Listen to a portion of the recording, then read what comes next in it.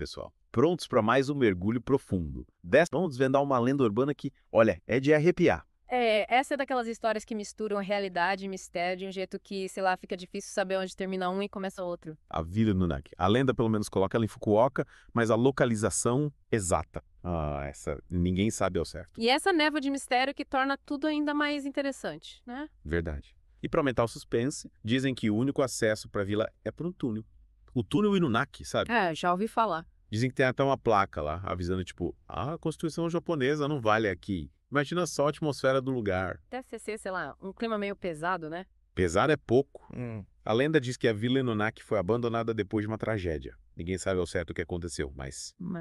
Uns falam de uma maldição, outros de alguma catástrofe. E o fato é que, dizem, quem entra lá não volta. Ou volta. Bem diferente. Excelente. Melhor nem pensar nisso.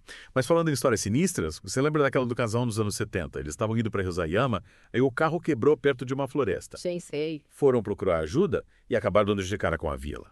Abandonada, sinistra, parecia cenário de filme de terror. Essa história com certeza ajudou a espalhar a lenda da Vila Inunaki. Principalmente nos anos 90, né? Foi quando começaram a pipocar boatos sobre os moradores.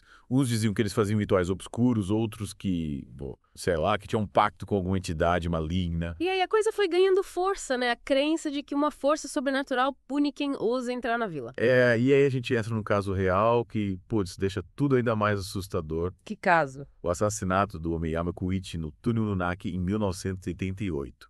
Um grupo de adolescentes sequestrou, torturou e queimou o rapaz vivo dentro do túnel. Nossa, que horror! Esse crime chocou o Japão, né? Total. E de certa forma acabou dando mais realidade à lenda da Vila Amaldiçoada, né? Imagina só. Um crime brutal num lugar isolado, cercado de mistérios. A receita perfeita pra alimentar o medo, né? A lenda virou tipo um Toshi Densetsu. Toshi Densetsu. É assim que chamam as lendas urbanas no Japão. Tá. Faz sentido. Elas são bem populares por lá, né? E muitas vezes refletem os medos da sociedade, né? Tipo, a Vila Nunaki, que representa o medo do isolamento, do desconhecido. Tipo daquilo que foge do nosso controle, né? Exatamente. E o assassinato do Omiyama no túnel acabou servindo como um catalisador para essas ansiedades, né? É como se a tragédia real tivesse dado mais força pra lenda. E com a internet, né? Essas histórias se espalham rápido, ganham novas versões. É como se a gente estivesse criando um novo folclore, só que digital. Verdade. Essa mistura de real e imaginário é o que torna a Vila Nunaki tão fascinante. Mas me fala uma coisa. Além do assassinato, o que mais alimenta essa hora de mistério em torno da vila? Bom, a Vila Nunaki também é palco de vários relatos de atividades paranormais, né? Fantasmas. Tem gente que diz ter visto vultos, sentido presenças estranhas, ouvido vozes sinistras. E como eles tentam provar essas experiências, usam aqueles equipamentos tipo caça-fantasmas. Alguns usam câmeras térmicas, gravadores de EVP. Gravador de EVP. Tipo uns aparelhos que captam sons que a gente normalmente não ouve para tentar, né, gravar vozes de espíritos. E funciona. Olha, é difícil dizer, mas algumas gravações feitas na Vila Inunaki captaram sussurros, gemidos, vozes que até pareciam falar em japonês antigo. Quer ser? É arrepiar. Contribui para esse clima de mistério, né? E as câmeras térmicas mostraram alguma coisa. Também registraram os fenômenos interessantes, variações bruscas de temperatura, formas humanoides se movendo. Mas e aí? É fantasma ou não é? Aí é que tá. É difícil ter certeza, pode ser atividade paranormal, mas também pode ser algum fenômeno natural que a gente ainda não entende. Ou seja, a Vila Inunaki continua sendo um grande mistério, né? Exatamente. E é justamente isso que torna tão fascinante. A gente não sabe se ela existe de verdade, se é amaldiçoada, se tem espíritos, mas as histórias, os boatos, os relatos, as investigações, tudo isso cria uma narrativa que nos prende, que nos faz questionar o que é real e o que é só imaginação. Como um quebra-cabeça gigante, com peças faltando e a gente tentando montar a imagem, mesmo que incompleta. Perfeito. E a Vila Nunaki, com todo esse mistério e terror, nos convida a participar dessa busca por respostas, dessa tentativa de decifrar o enigma. A pergunta que fica é, será que a gente está preparado para o que podemos encontrar? Mas isso a gente discute no próximo bloco. Fica ligado. Essa ânsia de desvendar o desconhecido, né? Acho que isso meio que move a gente desde sempre. Tentar entender o mundo, sabe? Dar sentido ao que a gente teme. E essas lendas, tipo a da Vila Inunaki, elas meio que dão um terreno fértil para essa exploração, né? Total. E a Vila Inunaki não é a única lenda urbana japonesa que mistura essa realidade com a fantasia, né? A gente tem a Kuchisaki Onna, a Mulher da Boca Cortada, o Hanako-san, o fantasma dos banheiros das escolas. É verdade, o Japão é cheio dessas lendas urbanas, esses Tushi Densetsu, como a gente falou. Não, os Tushi Densetsu, você pode explicar melhor o que são eles? Por que eles são tão importantes na cultura japonesa? Claro, eles são como se fossem tipo um folclore moderno, sabe? Histórias que se espalham de boca em boca e a cada vez que são contadas, ganham novos detalhes, novas versões. E normalmente elas se baseiam em coisas do dia a dia, em lugares reais ou em eventos históricos. Isso que as torna ainda mais assustadoras. Tipo, isso pode acontecer com você na esquina da sua rua, a qualquer momento. Isso. Elas mexem com os nossos medos mais profundos, aqueles que a gente guarda lá no fundo. É como se elas nos lembrassem que o mundo não é totalmente seguro e que o perigo pode estar em qualquer lugar, até os lugares que a gente acha que conhece. E no caso da Vila Inunaki, quais seriam esses medos? Bom, a Vila Inunaki representa, como a gente já conversou, o medo do isolamento, do abandono, de perder o contato com a civilização, sabe? É como se ela mostrasse a fragilidade da nossa sociedade, a possibilidade de tudo que a gente considera seguro e estável simplesmente desaparecer.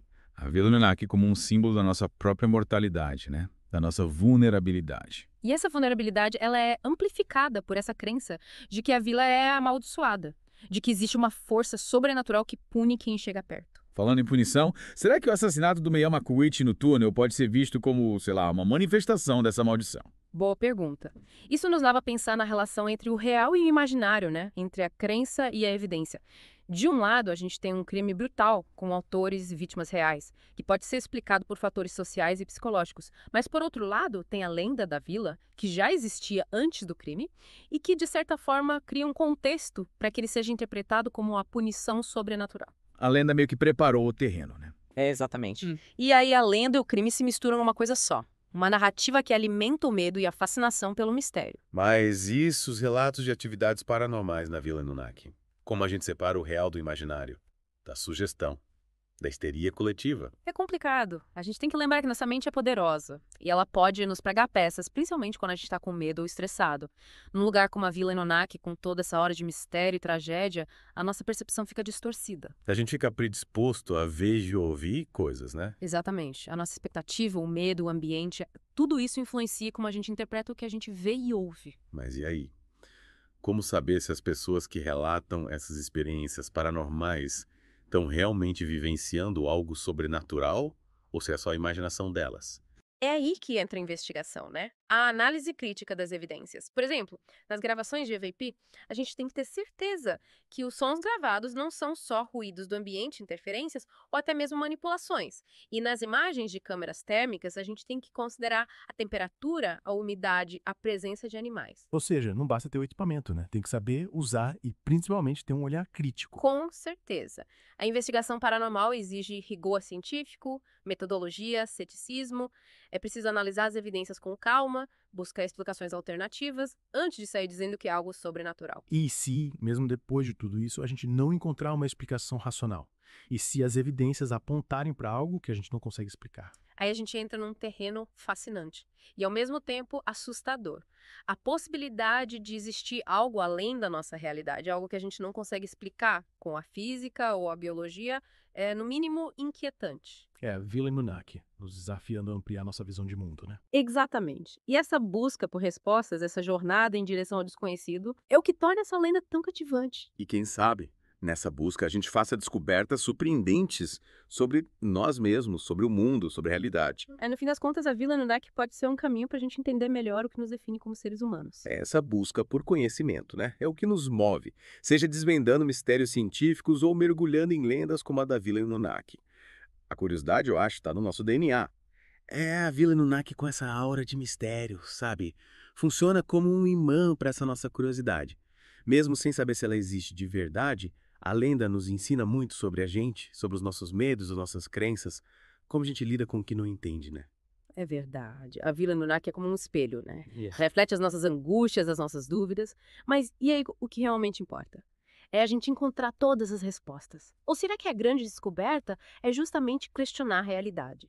Reconhecer que talvez existam coisas que a gente nunca vai conseguir explicar totalmente. Olha, essa é uma pergunta muito boa. De repente, essa busca por respostas definitivas, sabe? Sim. Nos cega para a beleza do mistério. Se a gente desvendasse todos os enigmas do universo, a vida feriria a graça, não acha? Verdade. A gente precisa de um pouco de mistério, de sombra, para dar mais cor à vida. E a Vila Anunnaki, com todas as suas histórias, nos dá essa chance de mergulhar no lado escuro, né? Explorar o que a gente esconde lá no fundo. E essa exploração, essa jornada, pode nos levar a descobertas incríveis sobre nós mesmos. A gente confronta os nossos medos, questiona as nossas crenças, se abre para novas possibilidades. E a gente se transforma, né? Evolui. É como se a Vila Anunnaki, mesmo com todo o terror e a tragédia, nos convidasse para uma jornada de autoconhecimento. Uma busca pela nossa verdade. E quem sabe nessa jornada a gente descubra que a verdadeira maldição não é a vila em si, mas o medo, a ignorância, a incapacidade de enxergar além do que a gente vê, de questionar o que dizem ser verdade. Então, a chave para desvendar a Vila Anunnaki está dentro da gente. Pode ser. Na nossa capacidade de questionar, de duvidar, buscar a verdade, mas sem perder o senso crítico. No fim das contas, a Vila Anunnaki existe ou não?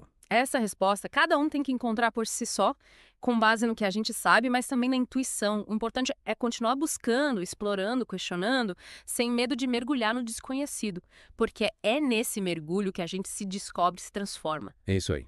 E chegamos ao fim do nosso mergulho na lenda da Vila Anunnaki. Uma viagem pela cultura japonesa, pela mente humana, pelo desconhecido. Esperamos que você tenha gostado da aventura. E lembre-se, o mundo está cheio de mistérios, de enigmas, de histórias esperando para serem contadas. Continue explorando, continue questionando, continue buscando a sua verdade. Até o próximo mergulho.